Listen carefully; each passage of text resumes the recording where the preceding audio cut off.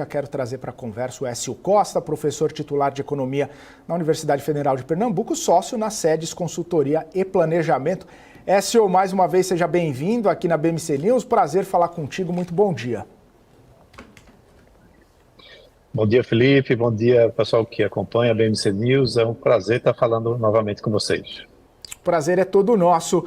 Écio, um assunto bastante importante que tem repercutido no cenário econômico brasileiro é justamente essa questão de um limite para a taxa de juros no rotativo do cartão de crédito. Foi aprovado na Câmara dos Deputados. Os bancos têm 90 dias para apresentar uma contraproposta. A gente sabe, 100% ainda é uma taxa de juros bastante alta, mas eu queria entender sua visão a respeito do projeto, a respeito da capacidade de retorno do crédito e os impactos que a gente pode sentir na economia com restrições ao crédito, já que possivelmente os bancos vão segurar um pouco essa concessão. Como que você está avaliando todo esse cenário, essas peças no cenário econômico, Écio? Então, essa é uma questão muito delicada, né? Porque você, quando vai fazer a imposição de limites, né, de tetos, isso termina nunca dando muito certo, tá? São modelos que não dão certo.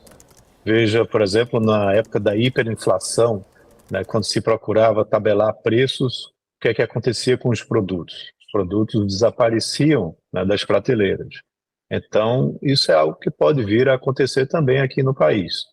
Se você for impor um teto, né, que não seja um teto factível, por exemplo, ou seja um teto muito baixo, mediante o risco que o mercado de crédito oferece aqui no país, você vai ter uma falta de oferta de produtos, né, no mercado. Você simplesmente não vai ter muitas pessoas conseguindo ter acesso a cartão de crédito. Os limites vão ser muito baixos, o critério vai ser muito exigente para que você possa facilitar ou permitir que esses consumidores tenham, né, as modalidades de crédito que nós temos aqui disponíveis, tá? Só que aí é uma discussão importante, que a gente precisa realmente ver outras formas de se melhorar a condição de crédito aqui no país. Mas não é um formato onde você vai ter essa imposição de um limite, né? Você está falando aí de um crédito hoje, onde a taxa chega aos 450% ao ano, e aí você vai reduzir para 100%. É uma taxa alta, tanto 450 como 100, mas mediante os riscos que são oferecidos, isso termina sendo algo que termina se tornando a prática do mercado, tá? Quando a gente vai observar dados do próprio Banco Central de recuperação de crédito, o Brasil só recupera algo em torno de 18%, né, do crédito, né, que está sendo cobrado. Enquanto que, por exemplo, no Japão, claro, isso é um extremo, aí tem até uma questão cultural, 98% é retornado, né? Então, esse é um risco muito elevado. Além disso, você termina tendo outros fatores que contribuem para a formação do risco e das taxas de juros mais elevadas aqui no país. Você tem um risco Brasil muito elevado, muito mais alto do que os nossos pares, né, países emergentes. Você tem uma relação dívida-PIB também muito elevada. E aí o Banco Central, ele até para poder trabalhar com a captação de recursos, né, para o Tesouro Nacional, para a manutenção do estoque da dívida brasileira, termina tendo que praticar taxas de juros muito elevadas. Mas essa é uma parte do problema. Existe também outros pontos que a gente precisa entender. Você tem uma taxa de poupança muito baixa da população, então a matéria-prima que é utilizada para o crédito, ela é muito escassa, né, aqui no nosso país, e tem uma forte concentração bancária. Você tem aí 5 grandes instituições, né, que detêm uma parte significativa do mercado de crédito aqui no Brasil, ou seja, tem pouca concorrência. Aí, claro, o Banco Central nos últimos anos vem até promovendo uma melhoria nesse mercado, com a facilitação para a entrada de fintechs, né, que podem trazer mais concorrência, né, o que, teoricamente, baixa os custos, né? Porém, a gente ainda tem problemas jurídicos relevantes, né? Essa baixa taxa de recuperação de crédito tem muito a ver com a questão jurídica, né? É muito difícil você reaver crédito aqui no país, né? São inúmeros casos, né? Se você for conversar com diversas empresas, por exemplo, que vendem com financiamento, muitas delas têm vários relatos, né, de que simplesmente juridicamente não conseguem reaver esses pagamentos, essas contas que são devidas. E isso termina fazendo com que os juros fiquem muito elevados, né? Em economia, a gente chama isso de moral hazard, né, ou de risco moral, onde aqueles que são mais propensos a não pagar são aqueles que têm mais incentivo a pegar recursos emprestados, porque eles sabem que eles não vão ser penalizados, eles não vão ser cobrados devidamente mediante os institutos, né, de cobrança, ou principalmente jurídicos, que existem aqui no país para fazer com que ele pague. Então, veja que tem muita coisa a ser trabalhada, né, para que esse ambiente melhore. Aí o que é que a gente pode falar de pontos positivos? A lei, por exemplo, ela trouxe um advento aí bastante interessante. Da mesma forma que no crédito imobiliário você pode fazer a transferência, né, a portabilidade de financiamentos de um banco para outro, a lei prevê que vai ser possível você também fazer a portabilidade de dívidas que estão no cartão de crédito, por exemplo, mesmo já sendo pagas, já sendo parceladas, você vai poder fazer essa portabilidade para outras instituições que ofereçam uma taxa melhor. Então esse é um avanço importante. Mas além disso, avanços como o Open Banking, o Open Financing e também o cadastro positivo são também iniciativas importantes, aí elas são iniciativas tomadas pelo Banco Central, para que você consiga melhorar o mercado de crédito aqui no Brasil. Porém, quando a gente vai olhar, a adesão a essas ferramentas é muito baixa. A adesão ao cadastro positivo é muito baixa, o que poderia ajudar muito para que aqueles bons pagadores possam ter acesso a taxas mais baixas. Veja como é complexa a situação, né? Uhum. Écio, e aproveitando, então, que a gente está falando sobre isso, queria entender, assim, na sua opinião, qual seria uma saída para baixar os juros, já que a gente entende aí a necessidade de melhorar o crédito para as pessoas. Veja, eu já, de certa forma, mencionei, né? Você tem essas iniciativas que são tomadas, né, com cadastro positivo, com Open Banking, com Open Financing, com iniciativas do Banco Central para que mais instituições possam participar do mercado, certo? E isso ajuda para que você tenha uma melhoria na concorrência. Mas também, juridicamente, é preciso você ter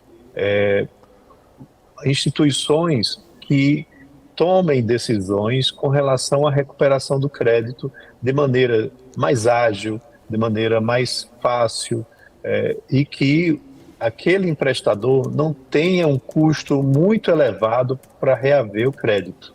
No setor imobiliário, a gente viu recentemente vários avanços nesse sentido. Hoje em dia, é muito mais fácil para a instituição bancária tomar de volta o imóvel que foi alienado numa determinada operação.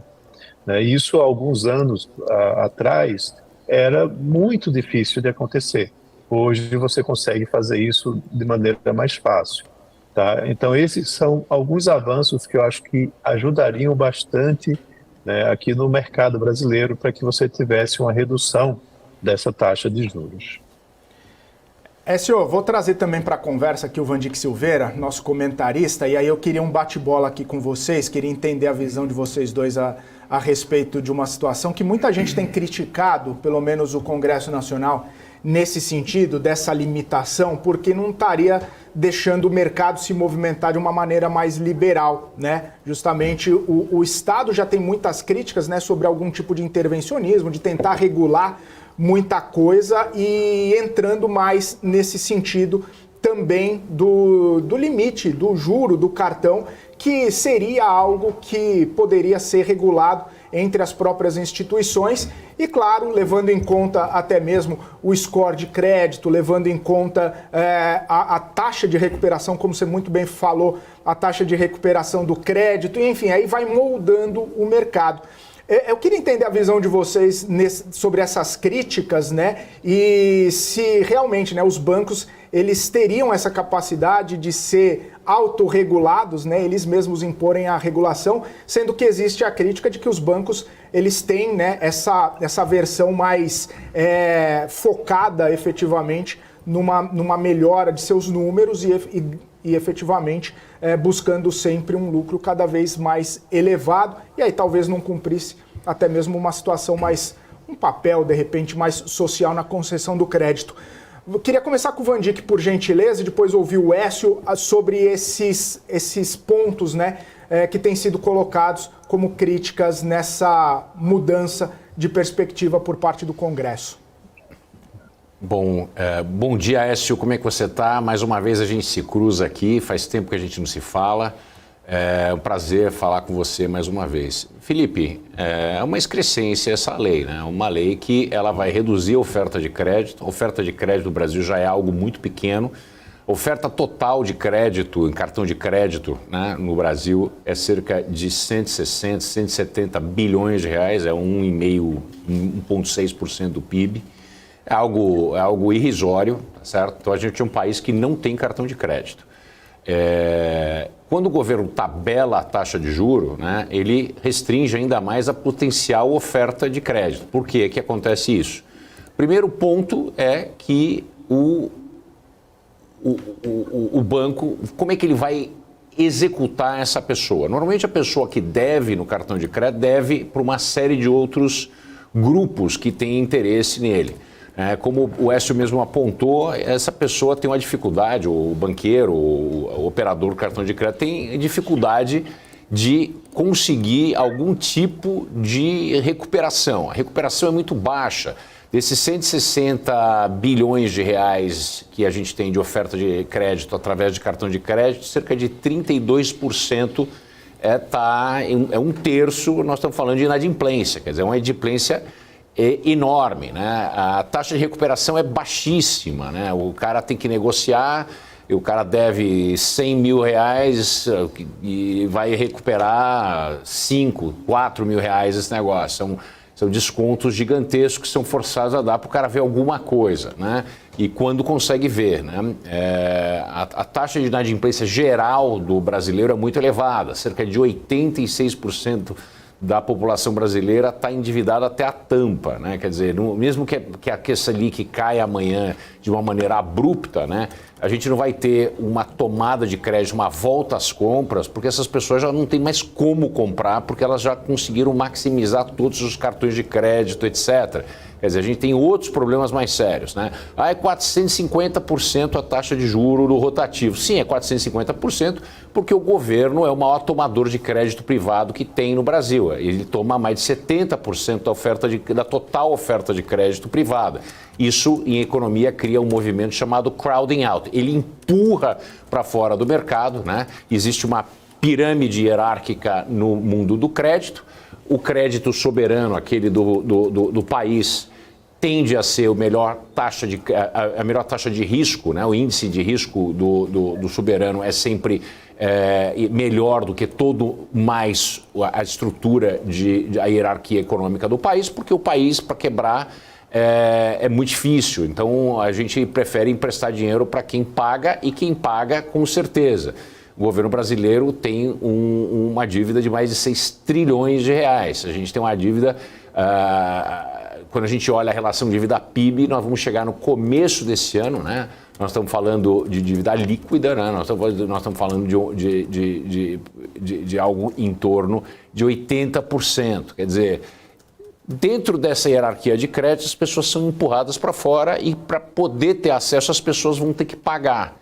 Isso serve tanto para a pessoa física do cartão de crédito, como a pessoa jurídica que quer ter uma empresa funcionando. Com a taxa de juro básica 13,25, né, nessa hierarquia de crédito, de fato, para que a gente assuma o risco do senhor, a senhora na rua, a pessoa média, né, que está na Main Street, está no meio da rua fazendo compra, essa taxa de juros tem que ser muito elevada, porque a probabilidade de default é grande e, se não me pagar, eu não tenho o que fazer com isso. Quer dizer, não é só o banco malvado.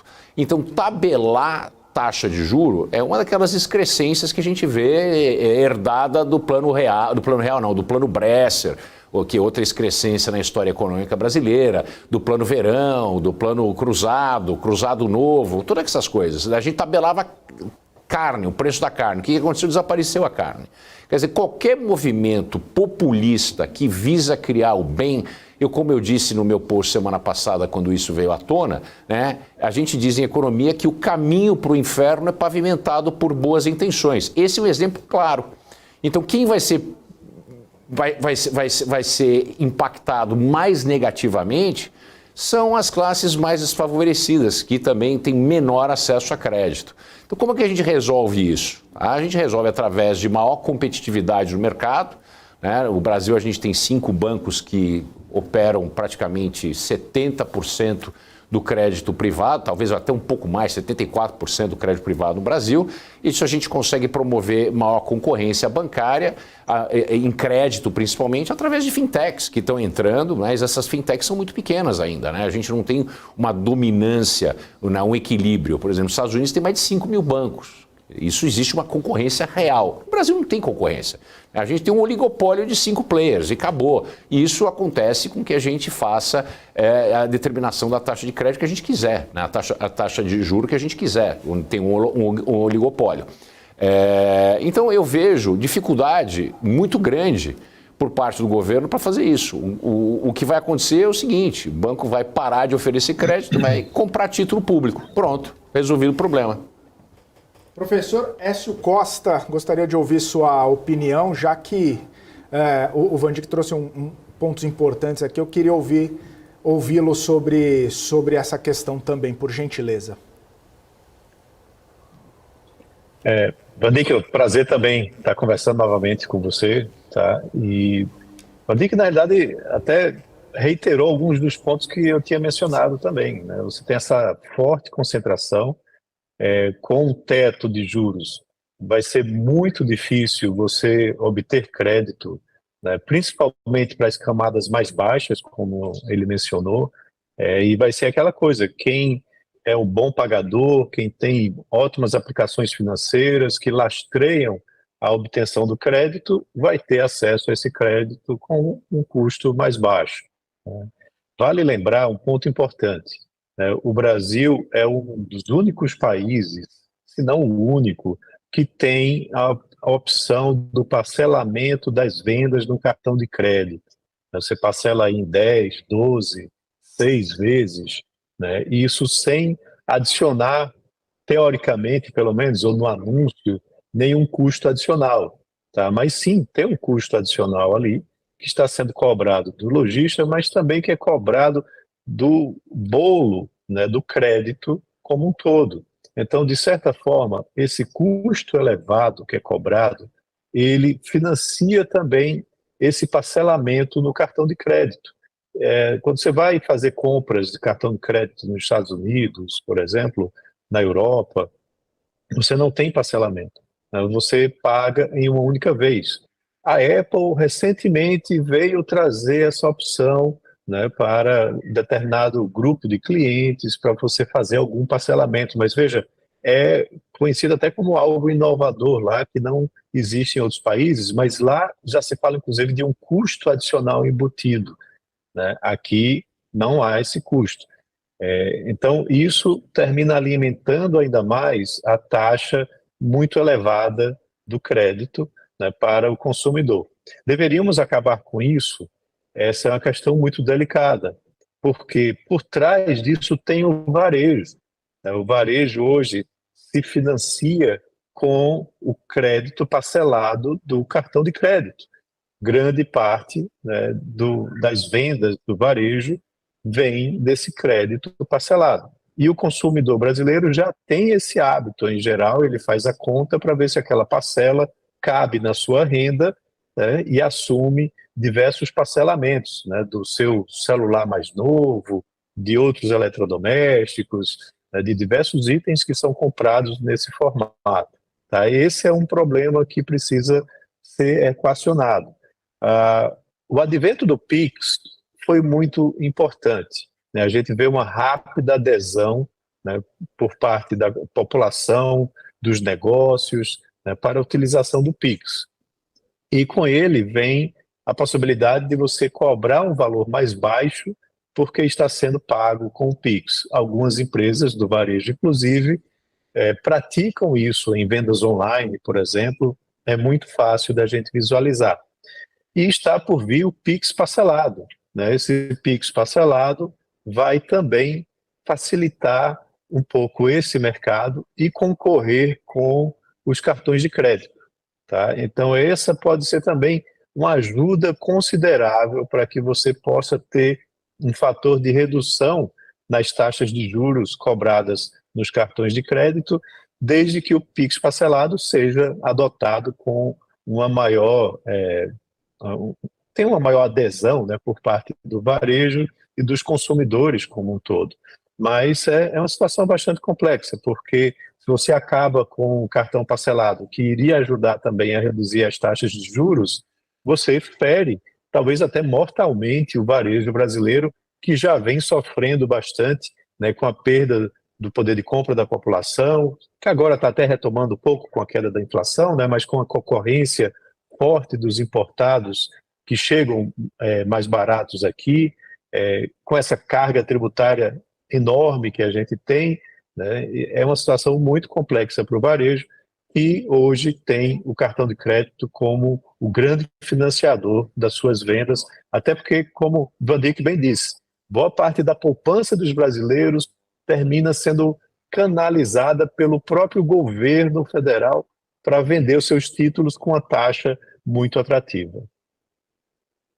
Écio, agora falando um pouco sobre a questão fiscal aqui no nosso país, a necessidade de arrecadação do governo e as fontes de receita, dados, né, que o orçamento do ano que vem se pretende ali um déficit zero. E de onde viriam as receitas necessárias, na sua opinião, até mesmo, já que você citou o Pix, né, até mesmo a volta de uma CPMF, através da reforma tributária que tem aí, taxar Pix seria também possível nesse cenário? Olha, a situação fiscal ela é muito preocupante, na minha opinião, né? Você determinar que vai atingir o déficit zero no próximo ano com uma previsão, quer dizer, com uma previsão não, com uma quase conclusão, né, de um déficit muito arrojado esse ano, com várias despesas contratadas também ao longo desse ano que não são despesas de um único ano, que serão repercutidas novamente no ano que vem, com desaceleração recente da arrecadação, como essa que foi comprovada agora no mês de julho. A gente teve um ótimo desempenho do PIB aí no primeiro semestre, né, mas há muitas incertezas quanto à manutenção disso no segundo semestre e mais ainda para 2024. Então você tem uma preocupação quanto a uma redução das receitas para o ano que vem. E aí o governo tem se demonstrado muito ansioso quanto à elevação das receitas, né, com a criação de novas taxas, impostos ou a reoneração, né, de alguns setores e alguns produtos, isso com o objetivo de você ter esse déficit zero atingido no ano que vem. Mas isso termina sendo talvez algo que vá prejudicar o próprio desempenho da economia. Porque quando você taxa demais, quando você impõe uma carga tributária muito elevada na economia, ela termina desacelerando. Ela não vai continuar crescendo se você tem, por exemplo, na maior parte das empresas de capital aberto aqui do Brasil, quando vai olhar na composição das saídas, né, das despesas, a carga tributária é o principal, o pagamento de impostos é o principal item, ou o segundo item mais importante, né, quando não deveria ter uma relevância tão alta, né, e isso pode ser um grande tiro no pé, né, para a economia nesse próximo ano. E tributar o PIX também é algo muito ruim, porque é extremamente regressivo, né? Você termina tendo uma carga ainda mais elevada sobre os produtos, né? E os serviços, eles podem ser pagos em espécie muitas vezes, e você vai voltar a ter esse tipo de utilização, né, de papel moeda, ao invés de utilizar as transações digitais, como a gente tem feito hoje em dia. Então, eu acho que isso pode ser, como eu já disse, um grande retrocesso, né, você ter um imposto sobre o PIX. Mas, claro, não está descartado, né? Eu acho que antes disso o governo vai tentar arrecadar com outros formatos, né, como já vem sendo anunciado e apresentado, como a extinção dos juros sobre capital próprio, né, com a taxação, né, dos fundos exclusivos, das operações offshore. Então, você talvez não vá diretamente para uma tributação sobre o PIX. Talvez isso fique aí para um segundo momento e espero que isso não efetivamente aconteça. O que se deveria estar discutindo e que eu vejo algum aceno político, mas não intenções muito sólidas de realmente ser colocado para frente, é a reforma administrativa. E uma reforma administrativa que venha realmente tornar a administração pública mais eficiente e menos onerosa. Tá? É isso, a gente tem uma reforma administrativa que está parada no Congresso e não há uma força política para que isso aconteça. Ouvi, né, comentários do próprio Ministério da Fazenda de que a reforma tributária sendo aprovada, a reforma administrativa viria logo em seguida. Mas a gente já está em setembro, a reforma tributária ainda não foi aprovada, o capital político termina se desgastando ao longo do tempo, principalmente depois do primeiro ano, né? O primeiro ano é aquele ano onde o governo tem que aprovar aquelas reformas que não são populares, né? Porque a partir do segundo ano você começa a ter já movimentações políticas como a do ano que vem, onde vai ter eleição municipal. Então, você tocar em temas delicados como esse são complicados, né, porque o próprio Congresso termina se esquivando desse tipo de pauta. Então, é uma situação que me preocupa bastante, né, como que esse déficit zero vai ser atingido no próximo ano, tendo em vista todos esses fatores. É complicado, né? Muito obrigada pela sua participação. Quero agradecer aqui Écio Costa, professor titular de Economia na UFPE, né, de Pernambuco, e sócio na SEDES Consultoria e Planejamento. Obrigada pela participação aqui na BMC News mais uma vez.